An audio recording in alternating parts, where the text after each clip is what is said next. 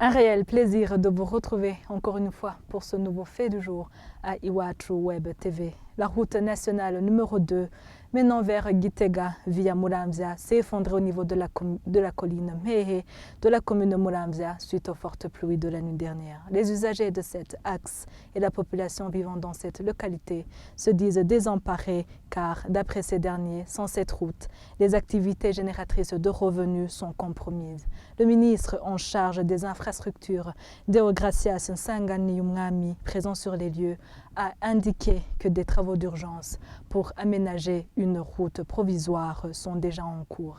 Audrey, Mariette Ligoumier et Fabrice Nzohabonayo pour les détails. Suite aux fortes pluies de ce mardi, une partie de la RN2 passant au-dessus de la rivière Nyabuhurura de la colline Mehe s'est coupée en deux, laissant au milieu un profond fossé.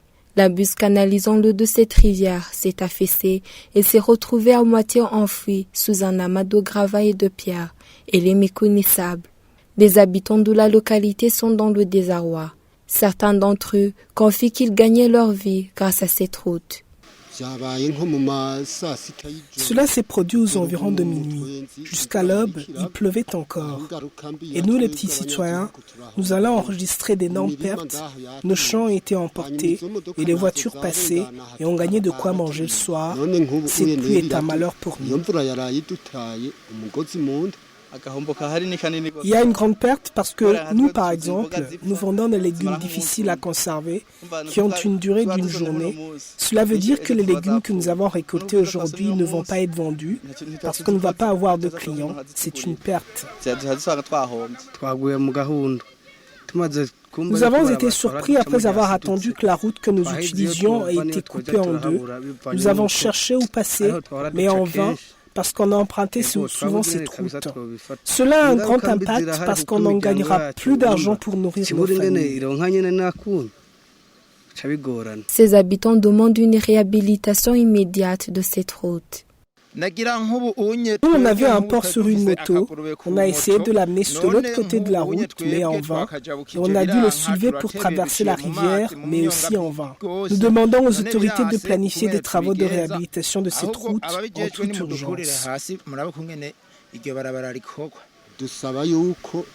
Nous demandons aux responsables de l'aménagement des routes de faire de leur mieux pour que cette route soit réhabilitée au moins d'ici le mois prochain. Le ministre en charge des infrastructures, Deogracias Nsanganiyumwami, venu faire le constat sur les lieux, a tenu à rassurer. Des travaux d'aménagement d'une route provisoire sont déjà en cours, a-t-il informé. Comme la route était une route très fréquentée, nous avons arrêté à ce que d'abord le transport et le transport des véhicules et des personnes et des marchandises, pour le moment, ils vont emprunter la voie Muramvya-Kibogoye en attendant que nous puissions faire une déviation ici localement.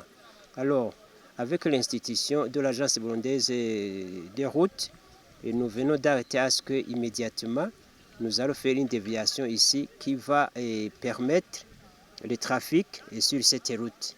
Et cette route transitoire va être prête pendant 4 jours à une semaine. Le ministre a par la suite indiqué qu'une étude technique va être élaborée pour voir une réhabilitation prochaine de cette route nationale.